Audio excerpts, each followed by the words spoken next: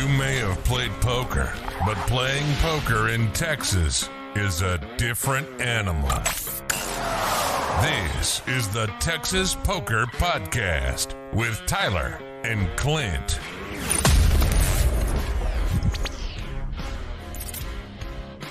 Hello, this is the Texas Poker Podcast.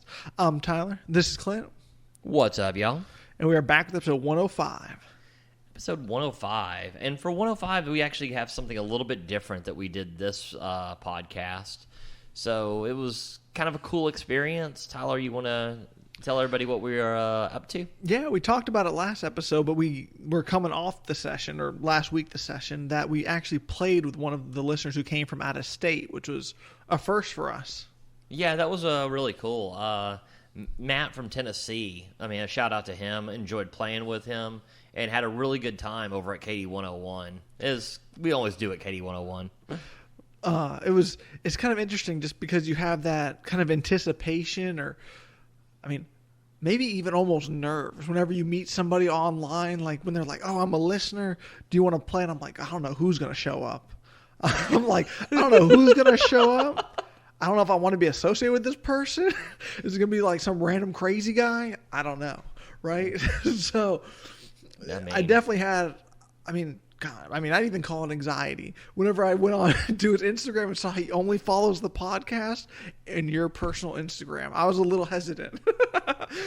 Yeah, that must be like a second Instagram from him, right? I mean, there's no way I'm the one person somebody follows. I mean, zero chance that's it. So I mean, I just assumed that was like a random Instagram, like a second one or something like that. Yeah, I think he said he doesn't use Instagram really, except for to keep up with the podcast, which we don't even post as much as we should on there. So for Matt, we'll post something.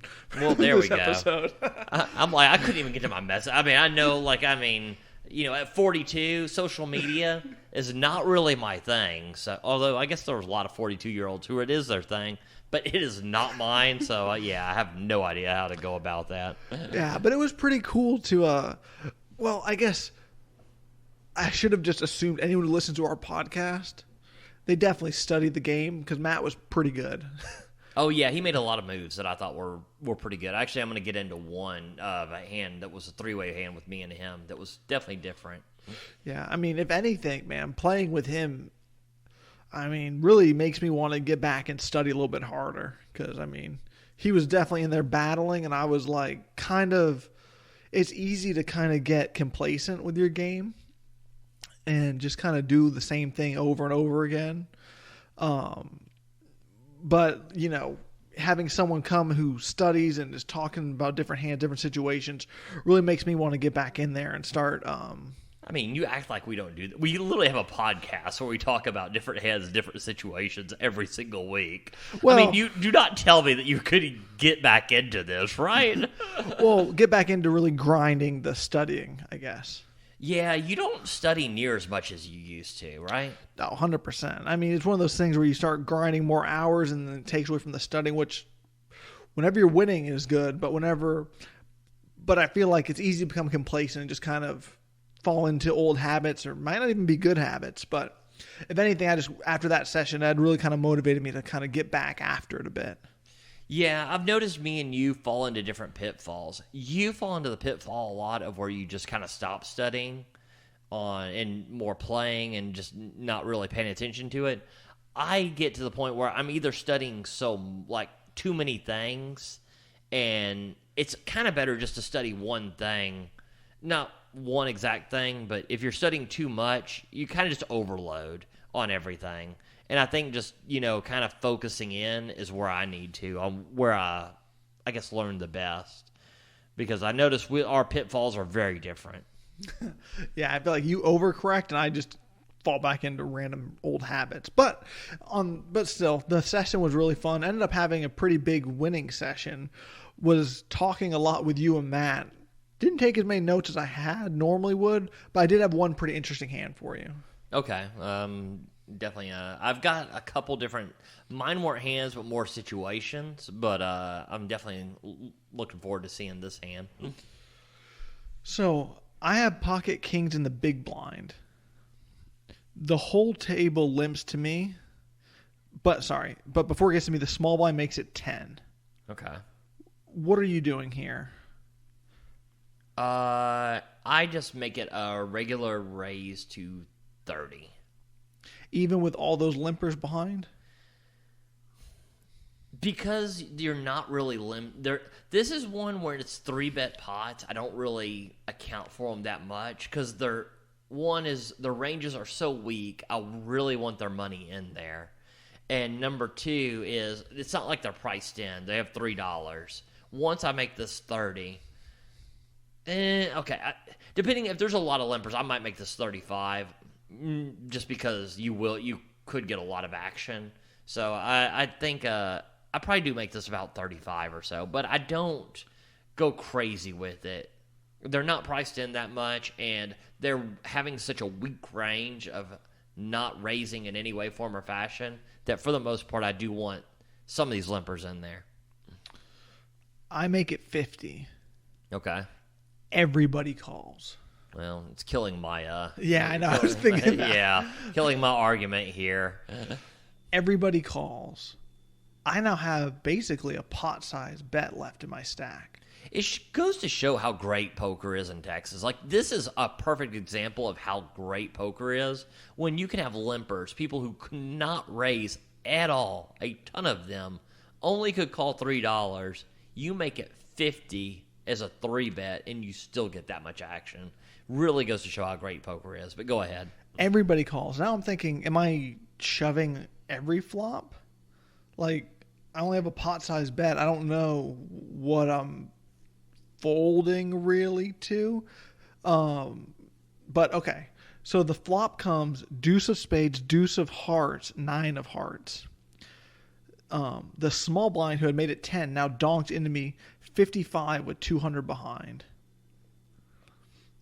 I definitely wasn't on that you should be jamming every flop, but I mean, I think now you're jamming. Okay, good. That's what I did. I put him all in, which was, I mean, my all in as well, because now we're pretty short stacked here. Because this is still at the beginning of the session, so I'm not really that deep at all. It folds all the way around. Everyone who called the 50 folds, and he calls and just the flush bricked. That was it, and he just never showed his cards. Okay, so I mean, we can say he either had, well, he can't have queen. I mean, he either has a flush draw. I mean, it says the small blind is one guy who raised. I mean, maybe 10-9, Jack-9, but either way, I mean, I thought the hand was well played. Like, if he doesn't bet that much into you, I might like a small bet to get some, especially on this flop where it's, I mean, you kind of want to get some action here, and then jamming the turn.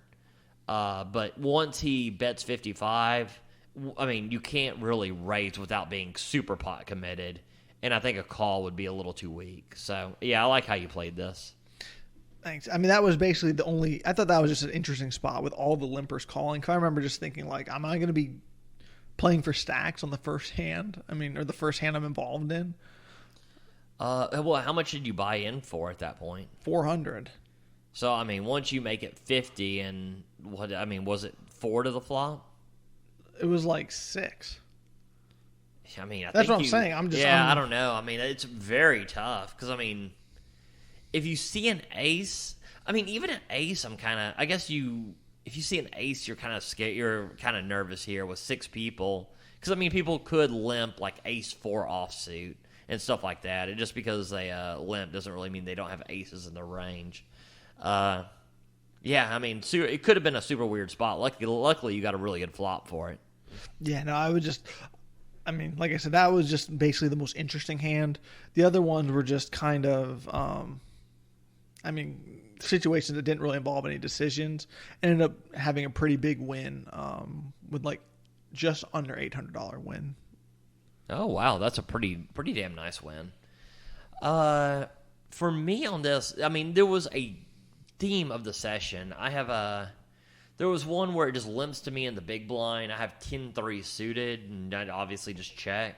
I flopped 10-3. It comes around, but it was a limp pot. So I bet. And I bet, like, fairly big. Because, I mean, in limp pots, I usually bet fairly big. Do you remember the other card on the 10-3 flop? It was, I think, under a 10. I mean, it might have been like a 6 or so. I know at the end it got very connected. So, I bet fairly big as I do in small pots. Kind of an exploitative deal. The bigger the pot is, the smaller you can bet and get value. The smaller it is, the bigger you can bet. I get a ton of calls. The turn is kind of a weird, it's like a jack, which makes like kind of weird, 2 pairs or whatever. I bet fairly decently again. I get a ton of calls. Well, the river's a queen. So it's now like 10, 8, jack, 3. Just a very connected, there's now like straights available. There's now a lot of 2 pairs available. A player leads out for 50 into what is now a pretty big pot. Then another player calls. So I'm like, well, I don't know that people are going for value on something so connected with so many cards with just one pair here, and I've got basically the shittiest 2 pair available. I go ahead and fold and see that both turned to queen, and both I just had 1 pair. One had ace queen, which is weird in a limp pot, but it was one of those that. Is it the right fold? I was getting pretty good odds. Is this the right fold, and they just happen to, be overvaluing their hand a lot, or is it should this be a fold? For the price you were getting in that specific hand, I like the call here. And here's kind of my thought on this: is if you're gonna flop 2 pair, because I remember the price was very good. It was very good. My thought still is. That if you get unlucky enough to where you lose this hand and you flop 2 pair, and I kind of wanted to say this kind of where you just go out on your shield kind of thing and call the 1/4 pot size bet. I guess for 1/4 pot, it's hard to argue because, everybody, they had just had a queen. I do feel like the majority of the time you're going to lose this pot. The question, I guess, is, are you going to win it like the 20-25% enough to break even? I didn't think so at the time, but, obviously that was one of them, so maybe so. Interesting spot. Would have loved to see that guy raise the $50 to make your fold really easy, but... yeah, it was very... he would have way out of line with his exact hand, but then it would have been an easy decision to just fold, but I don't know. I think if I'm just going to get coolered like that for that price... kind of just, cry, pay it off, and then kick the table in bad luck. It was one of those things that, like, the call behind it, I guess the call can only be so strong because it's not a raise, so it's never a straight or anything like that. Because if someone bets, the other guy folds, I think I'll just call this almost all day long. Easy call, yeah. But when he bets and gets called on this board, I was just like, well, I don't know what I'm beating now. It's one of those that your hand just gets worse and worse. So, I guess you can say I overfolded there. I don't know if it's, like you say, probably per the odds, probably should be a call. Although I do think it is kind of close. Yeah, like I said, I think it's close, but given such great odds, it is tough. It was still pretty early in the session, right? It was still fairly early, yeah. So you haven't quite seen how these players play yet, which might exploitatively you just folding the right amount. Like, that might be a good fold. As we played more, it was pretty obvious that would have been a call, right? Because I remember seeing those guys play, then thinking that, they're, I don't want to say out to lunch, but, kind of overplaying some hands. Yeah, I don't really make I'll make hero folds on the river here and there against bad players, but not so much. Well, I don't know. Like I say, it was a very close one. But I had a couple situations very similar. Like, one was with our listener, Matt. It comes around, and to me, I think I'm in the cutoff. I have King 10 offsuit. I make it 15 as I'm up to do. Matt calls, and the big blind calls. I flop top pair with the 10. It is a super dry board. It is like 10-6-3. I bet and get called by both Matt and the other guy. The turn is, I think, a fairly safe call. I mean, it was like an 8 or something like that. It checks to I'm in middle position. The one player checks. I check it back because I'm a little nervous on what both him and Matt could be having here. I mean, it's like on a super dry board, I'm very kind of cautious because there's no draws or anything like that. I mean, especially when you get called by 2 players. And one thing about Matt is he was playing exceptionally tight. Yeah, he was playing pretty tight. So I'm with you on this one. I'm treading light. Yeah. I check it. Matt bets 50. The other player kind of instantly calls. And I'm like, well, I just don't know. I think King 10 is just too... Wait, you know what? It was I think it was like a jack or something like that. It was kind of a weird card on that turn, if I remember right. But I'm just like, I go ahead and let it go. It's not a great situation for me.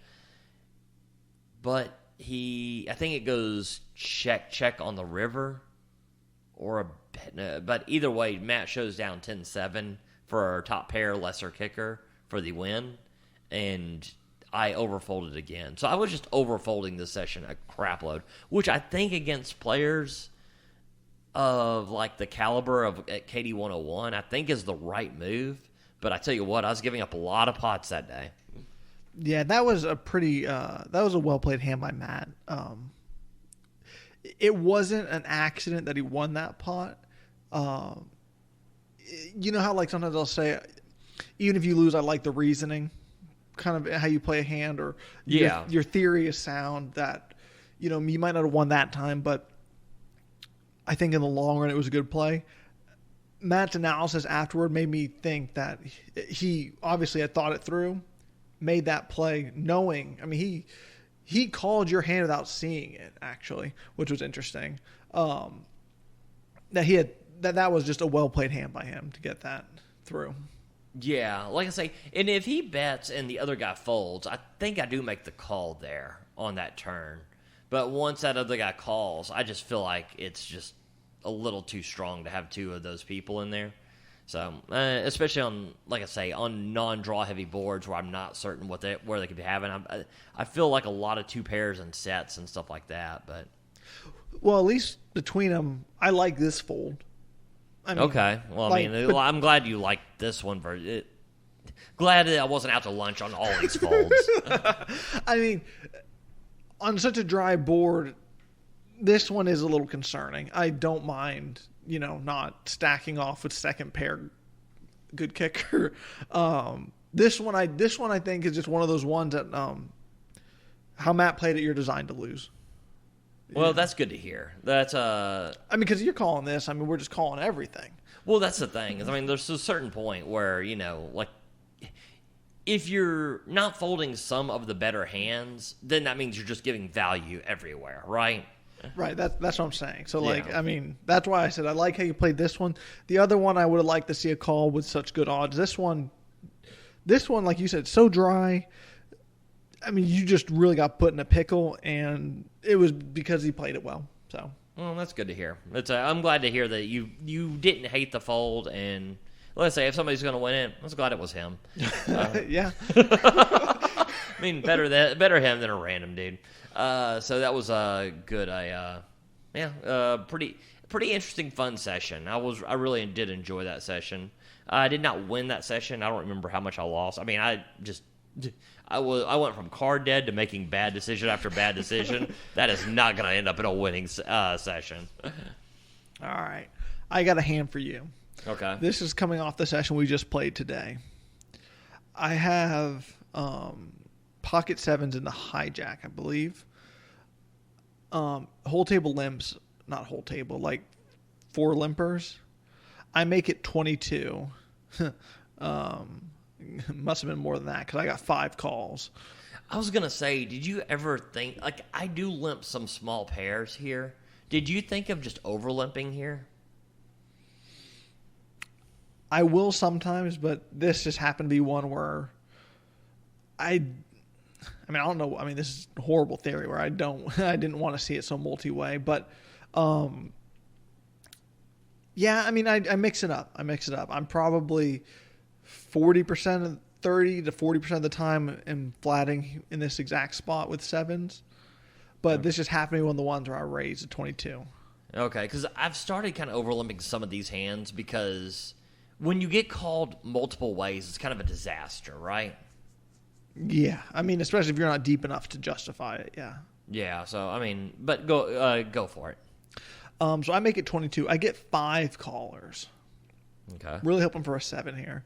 The flop comes ace of clubs, 5 of spades, 6 of hearts. Let's see. So the first guy checks, but then one of the players donks into me. He bets 20. This is a gigantic pot. This is a very small bet into this pot. Right? So I call, one other guy calls. The turn is a queen of clubs. It checks around. Okay. That's a little bit, well, God almighty, this is just such a weird line for anybody to have. Okay, go for it. The river is the 3 of spades. The guy bets 50. Okay. 50. I mean, what kind of odds are you? Well, I mean, one, are you the second to act? Here's the big thing: is there someone to act behind you? Let me think. So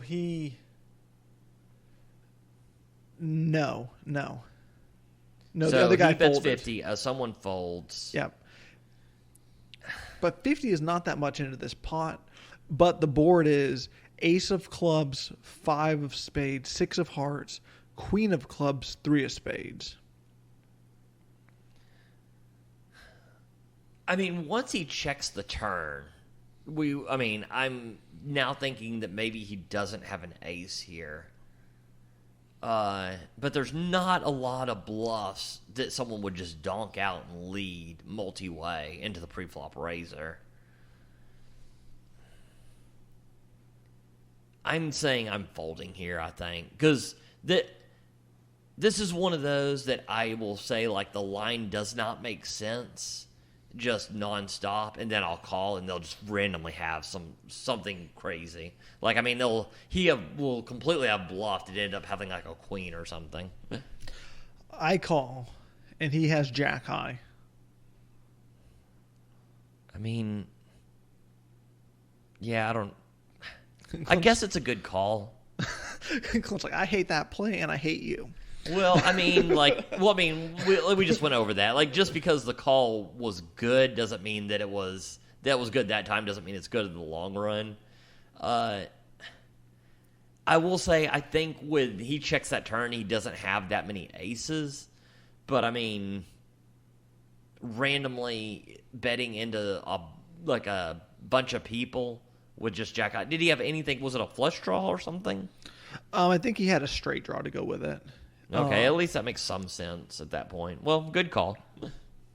Yeah, no, he had a straight draw with it. I don't know. I ended up seeing jack high, and I was elated to get to show my pocket sevens. Yeah, absolutely. Let's see. Here was one that, I mean, this was kind of a tough one for me. I have pocket kings. Same exact player is going to be the villain in this one. I have pocket kings in where was I? Let me think real quick. I think I was in a blind again, actually.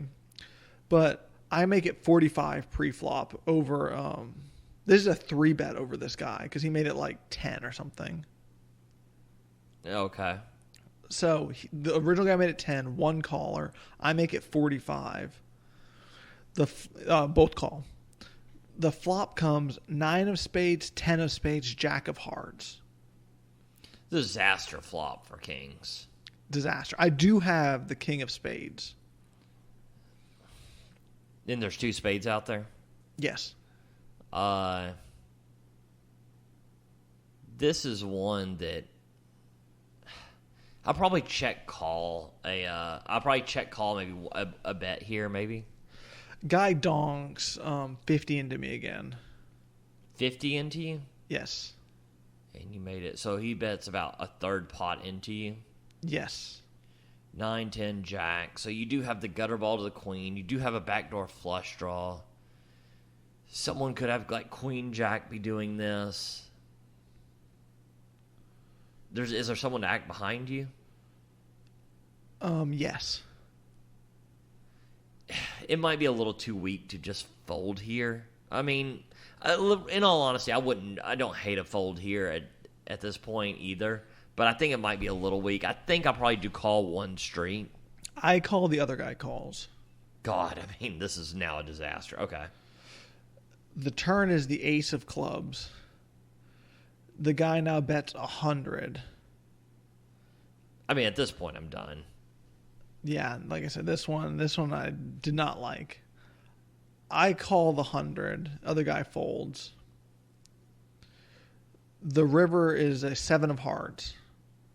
Changing really nothing. Guy then bets 120, 25. Wait, well, it was 9, 10, jack. So 7. It would make an 8 a straight now. Oh, sorry. I just put a 7. It was like a 3. Oh, okay. Sorry. I gotcha. Yeah. But yeah, it's definitely, well, I mean, the river, how much does he bet on the river? 125. I mean, it's just a fold. Yeah. I made a crummy called. He had ace jack. Yeah, I mean, it's a... yeah, literally exactly what you'd probably expect. Yeah, I mean, well, that 9-10 jack is such a disaster for a flop.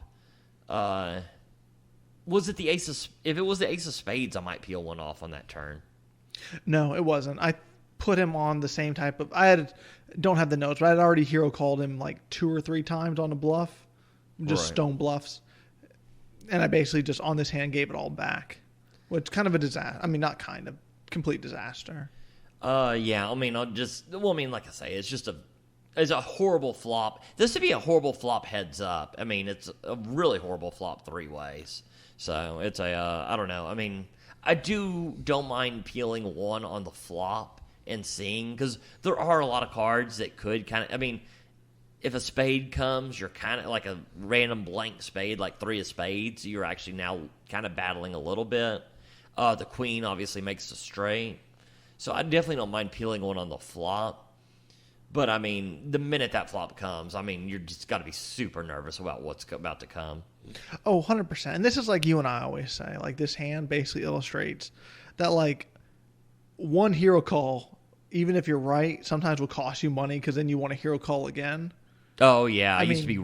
yeah, that really gets in my head sometimes. I mean, I hero called this guy 3 times in less than an hour and was right every time. And then gave it literally all back in this one hand. Well, like, yeah. Went exactly back to starting stack after basically rolling. I mean, because I was up. I mean, how much did I lose here? 250. I mean, literally after this hand, right back to where I started. After I had only played against that guy, hero called him each time. He bluffed every hand. And then put me right back to starting stacks. Like, couldn't I find a fold one time? I mean, like, but it's like I hero called 3 times because it was awesome. I mean, he just kept bluffing. I just kept calling him, and it was phenomenal until this one. Which is weird because this is like your own like strategy back at you sometimes. Because I mean, you're like, I'm gonna bluff, and even if I get caught, I mean, I'm gonna get value later. So, I mean, literally, it's like your own strategy back at you to a degree. 100%. I mean, I don't know what to say. Like, I mean, obviously this hand is easy to find some places to fold. Well, I mean, given the player type, I mean, it is kind of tough, too. Because, I mean, if you know this player is just blasting away with literally nothing sometimes. I mean, not sometimes. 3 times in less than an hour. I mean, that's where I made all my money right when I sat down. I mean, it definitely does make it tougher to fold. I guess that context is kind of important to this hand. But yeah. I just got carried away with myself and made a super crummy call just in hopes that he was just bluffing as he had been doing the whole first hour that I played. Yeah. And this puts me right back to starting stack. And then the one hand that was pretty devastating, I didn't even write notes on it just because I was so frustrated on it. Okay. I'll give you the general breakdown of it, though, because really the only spot is the spot we always talk about. I have ace-jack with the ace of clubs and under the gun +1. I make it 20, get 2 callers. Flop comes 3, 5, 8 with 2 clubs. I down bet and both people call. The turn was a queen of clubs. Checks around. The river is the 5 of clubs. So now I have the ace high flush on a paired board. Okay. I bet 125. Then I get raised to 300. Other player folds. I'm put in this spot to where no one's really shown any sort of aggression other than me until right now. This is a player where I showed a pretty sweet bluff to earlier in the session, where he was super interested to see my hand. Mm-hmm. I showed him 4 high. And now I'm sitting here thinking 125, I have the ace high flush on a paired board. Anything that raises me obviously has me beat. But this is not the player from the king's hand or anything. That player left. This is a player who's been playing tight the whole time. Not tight, but definitely not splashing around too much here. He's definitely a solid player. He's definitely. We can go ahead and guarantee that this is a profitable player. Yes, I would definitely say that, 100%. So what are you doing here? I like the bet. I think you have to bet for value here. And I think this is a bet fold situation. I mean, so we know this play. Okay, so we know, like, if this player is a profitable player, he's not doing random stuff. So he's not going to re-raise for value with anything that you have beating. So this is one that's this polarizing. This is either completely a stone cold nothing, which he has shown earlier in the session that he was, this is a profitable player, so we can say he does have bluffs in his range. Yes, I mean, so we have seen bluffs in his range. Yeah, but never on the river with a raise like this. But yeah, it's a. Yeah, I mean, I think it's just a fold here. I mean, when this is a paired board, because like, and we have to look at it too, is like their sets are available because, well, you would. I mean, I'll tell you what, it is disguised very well that he would not re-raise your flop bet, right? Yeah. I mean, that's... Trust me, I was knocking it around. That's why it took me so long to decide what to do here. I mean, because I down bet, I would think any set on, that type of board would be raising most of the time. Definitely wouldn't think that they would let me check the turn. Well, I guess the flush got there. The turn makes more sense than the flop to me. No, for sure. Because when you bet and you get 2 calls, well, you think that the flush is definitely available. God dang! Now that I'm the flop, now I'm starting to talk myself into the call because it's such a weird line. It's funny because it's literally the same thoughts I was having. Because normally I know what I want to do, almost, I don't want to say instantly, but kind of just out of habit. Which again, that autopilot that we talk about, that's not great. But this one actually took me a minute because I actually broke down this hand thinking like, wouldn't any sets raise here? Does he ever have king 5? That doesn't make much sense. Or queen 5, whatever. Or, queen 5. That's not a likely boat. 3-5. That doesn't seem likely. I mean, solid player. None of these 2 pairs are making much sense. The only thing he could have, and what I was thinking in my head, were pocket 3s would be the only thing that he could have that makes it here like this. I mean, it'd be super... I could have called his hand. I mean, because I was thinking it's either pocket threes or I'm winning. But it was a 5 that paired. It was a 5 that paired, right? Correct. But the cards that were boats would not have. It would have had to been a set of queens. That doesn't seem likely. It seemed like he would have 3-bet that. Pocket threes make sense. I mean, random quad seems unlikely.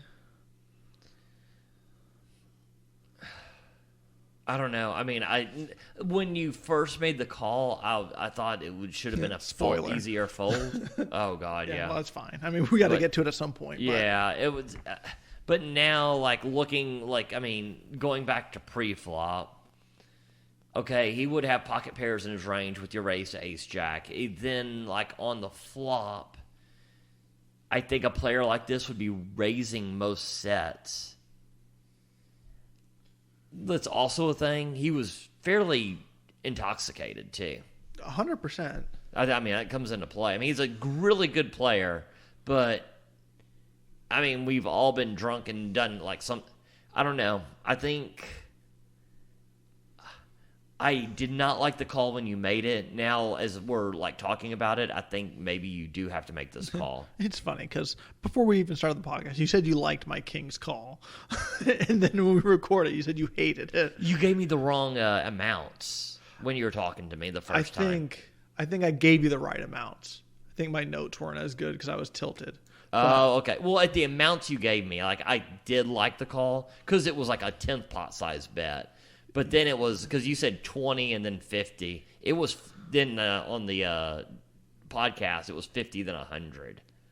So it was, yeah, I think it was I the gave amounts that I didn't like. Yeah, but I think I mix up my notes just because, I mean, once I lost that hand, I literally have like, I'm tilted as my next note. Well, that's So- I can see that. So the king's hand, I think I had I don't think. I told you the right amount and then misread that one. But this one was one where I'm like, okay, at 1-3, check raises on the river. Not check raises, but raises on the river. I mean, I might just have to call this. When this line makes no sense whatsoever, I mean, do I think there's a lot of re-raise river bluffs? Not really, but if I can't pick one hand out that is makes any sense, I think I think you just have to make this call and lose, maybe. Yeah, I mean, like I said, I literally was like, the only hand that makes any sense is pocket threes. Is what I was thinking in my head. And if I call, am I just going to see pocket threes? I call, he turns over pocket threes. I was literally thinking that in my head. Because like nothing else gets here. Nothing else is here that would win like this. Yeah. And he had it. I mean, and I guess if you slow play to that degree and you kind of do that, it gets that risky and you get reward. I mean, I don't know. I do think it should be a bet fold scenario, but I'm having trouble finding like a lot of hands that he would ever have here. Now the question is, does he have more river raise bluffs than slow played threes? He probably does have more slow played threes. But yeah, I was about to say he definitely has more nuts here than he does bluffs. But I do think he has some bluffs here. This is a really tough spot, though. I don't know. I mean, here's the thing: is if you are folding here, I guess we're just saying you exploitatively fold to every river re-raise except for when you have the nuts. That's what we're saying. I got to keep saying it because when I bluff, when I check raise in the river, they always call. Yeah. So, very interesting hand. Very interesting, very sad hand too. Yeah. Even sadder that I told you the wrong amount side on that king's hand, but that's okay. It'll get me action at some point in the long run. There you go. I had only one interesting hand from this session. I was card dead horribly. A player who's, I think, fairly tilted. He's not had a good time at this table. Makes it 20. I have 3-bet to 60 from probably middle position. Folds around to him. He calls. You have ace queen of diamonds, right? Ace queen off. Oh, okay. Yeah. I did have the queen of diamonds. Is what I gave you in the notes. The flop is a complete whiff. It's 10 to high. I down bet, as I'm prone to do on this. He checks. I down bet to 40. He calls. There were 2 diamonds. I was hoping for maybe a diamond on that turn or ace or queen. It is a complete brick. He checks. I check it as well. I don't see any value in betting here. I guess I could barrel and get him off of some like pocket eights and stuff like that. I think I need to create a more barrels in my turn range, actually. I think I need to do that in general. But a king comes on the river. He checks. The flush draw bricks. I have played this hand almost exactly how I would play ace-king. I mean, when I was watching this hand, I 100% thought you had ace-king here. Yeah, so I was like, well, this ace-king would make a ton of sense. He's now checked. He showed weakness twice. If he's got like some hand with really just shitty showdown value that he would never call here, I bet 130, and he folds fairly quickly. I thought that hand was very well played. Well, appreciate it. I thought that was... like later, I thought maybe I have too much showdown value because the flush draws missed, and I am beating the flush draws. But later, I was like, well, 3-betting, he actually probably has a lot of 7s, 8s, and pairs under a 10, actually. Yeah, I was thinking he probably had some middling pocket pairs, especially with your down bet and checking. So I think I liked how that was played. Yeah, that was, well, I'm glad to hear it. I had a really, like I say, I was card dead, not a great session for me. I did manage to grind out a $70 win, which, I mean, nothing to write home about, but on a bad session where you're not getting much, you know what, you take any profit you can get. I mean, you want to talk about, though, I mean, we'll close on this, but we'll just talk about it briefly. The most awkward situation at the table is, I mean, I have 2 players who I would say both are pretty recreational. I would say that. One probably, knows quite a bit more than the other just because the other knows nothing, right? 100%. I was going to say that as well, that one did definitely know a little bit more. Yes. But they get involved in this giant pot, right? And this guy who seemed to have never played poker before, he gets all his money in with a random gutter and drills the gutter in this big multi-way pot and goes just hog wild, right, on his win. Right. And I'm in between these 2 guys, and man, they are going back and forth. I mean, it had to be tension so seems awkward so for you. high, right?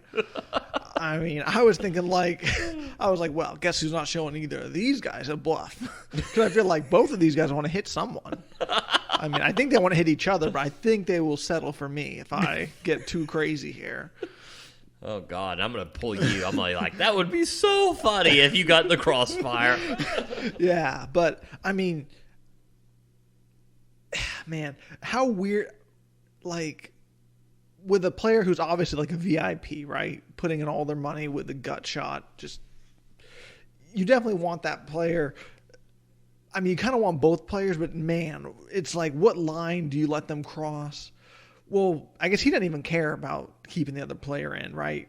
Because it's like I'm sitting here watching what I think is like a train wreck about to happen. Like both players leave. Yeah, it was. Well, okay, like the player to your left is the super.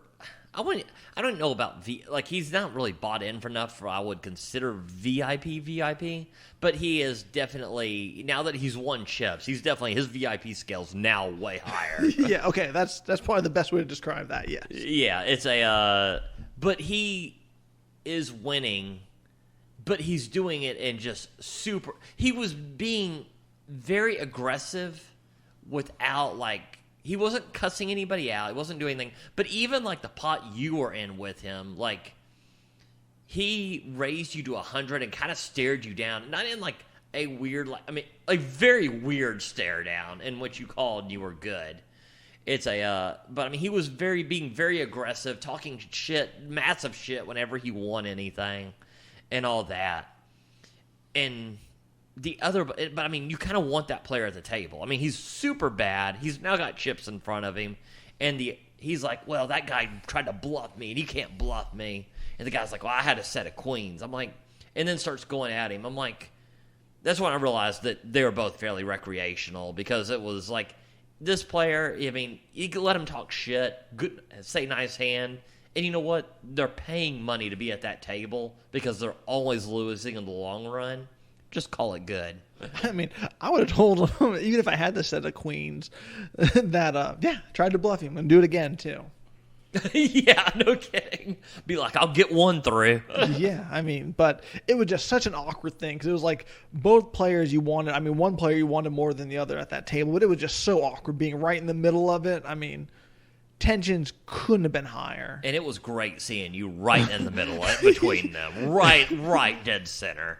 Yeah, but I mean, I don't know. I just thought that was, I mean, I guess not really much of a talking point, but it's just super awkward for me. But I guess on that note, since I obviously have nothing to say about that other than I'm happy I didn't get punched. But this concludes. Not me. Yeah. Oh, jeez. This concludes the Texas Poker Podcast. Talk to you next week. That was the Texas Poker Podcast. Go ahead and rack up, add time, and we'll see you next week.